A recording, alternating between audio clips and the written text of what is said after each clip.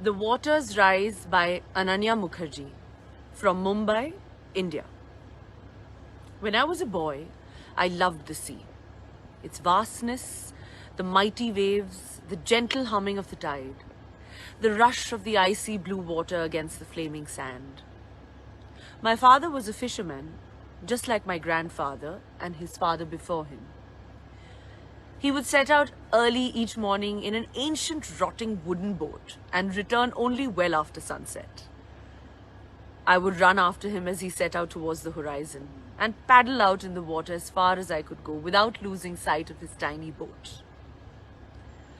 I remember begging him to take me along, but he never did.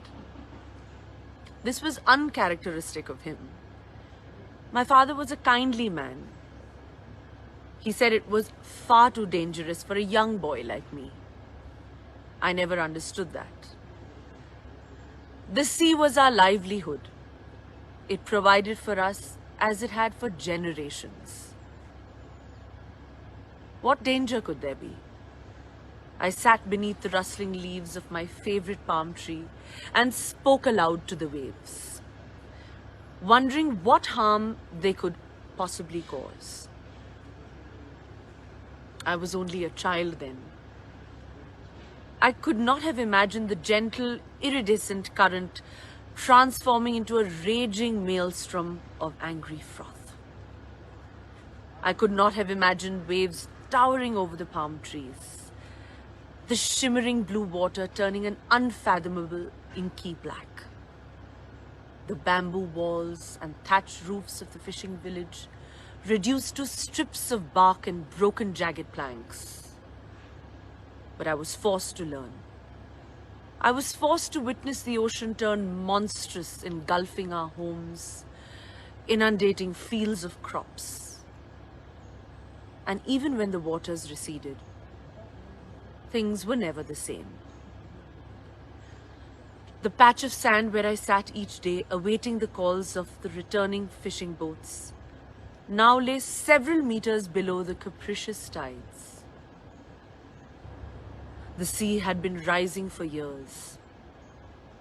The village elders also said so, spoke of markers now long submerged, of coastlines lost to the abyss.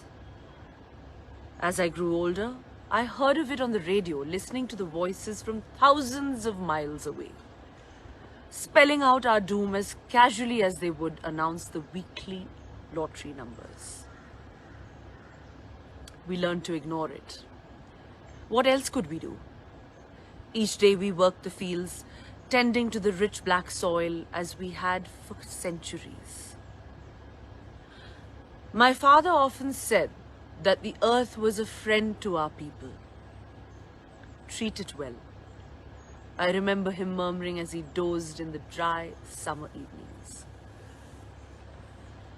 I listened to him, but others did not. Now my home is all but gone. Every year brings a new season of storms, and every year even less remains. Families torn from each other, torn from their homes. Villagers left adrift, compelled to abandon a way of life that is older than any other nation in the Commonwealth. And what are the survivors to do? Fishermen without boats, farmers with no land, craftsmen with no tools, children with no future. When I was a boy, I loved the sea. Today I wake terrified from nightmares of the rising waters. It is consuming us, one by one. 11,000 people will be gone soon, their stories lost, their culture forgotten. I have sat before you many times before, listened to a great many distinguished leaders stand at this very podium and speak of a world united, of humanity joined in common cause. I have heard the words, heard calls for peace and compassion. Each day more of my people die. Where is your compassion now? Perhaps we don't matter to you. We are, after all, just a tiny Pacific island. I've heard the laughs when we call ourselves a sovereign state. Our population at its peak was less than a 20th that of Westminster, London. But are our lives any less meaningful? We have dreams too. Dreams and aspirations, and above all, hope. Hope suppressed by the inexorable rising tides. Hope slowly extinguished by the raging waters surrounding our island home. We deserve hope just as you do. I want to love the sea again. And I think that secretly you all wish for it too. We don't want to become the first climate change refugees of this world. We deserve a better future than that. And what have we done to deserve this? We are a remote island. Our only industries are fishing and agriculture, both sustainable, both done as our ancestors did centuries ago. We have no factories, no emissions, barely any vehicles, and a carbon footprint smaller than any nation in the world. If you wonder at the cause of our grief, you need only look into a mirror. The air and sea have no boundaries. They care not for geographic borders. They pay no heed to the invisible lines we draw to demarcate our lands.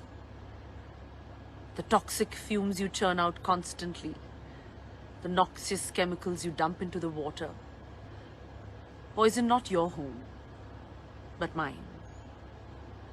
I wonder, do you think of us each time you fill up the gasoline tanks in your cars? Does a fleeting thought cross your mind when you drive to work in the morning? When I was a young man, I remember the oil tankers crossing just beyond the shallows of my village. I remember the day when the waters turned to night, where seabirds were pulled down, and the fish we depended on surfaced, struggling through their last frantic breaths. Many of us wondered then, who would bear the cost? Who would compensate us for the weeks we would go hungry? For the years our children would find oil-soaked feathers in the sands? We received nothing. No one has come to our aid. No one has granted us their support. The world is dying, and we are the first to go. Today I stand before you and point the finger of blame. You are responsible for this. You great industrial nations with your globalization and your economic growth. Don't believe for a moment that my country is the only one to suffer. Your time will come as well. You take from this world, and then you take some more. You deplete its resources and poison what remains. I can sit idly by no longer. I cannot wait another decade and watch the Tuvalu I grew up in sink and disappear. I cannot wait another day, and neither can you. We cannot leave our home, and we should not have to. All I ask is that we be allowed to live, to continue our way of life, the most basic of human rights. We demand a voice, and we demand to be heard. Tuvalu might be too far gone to save, but we must try. The time for words has ended. The time for action is now.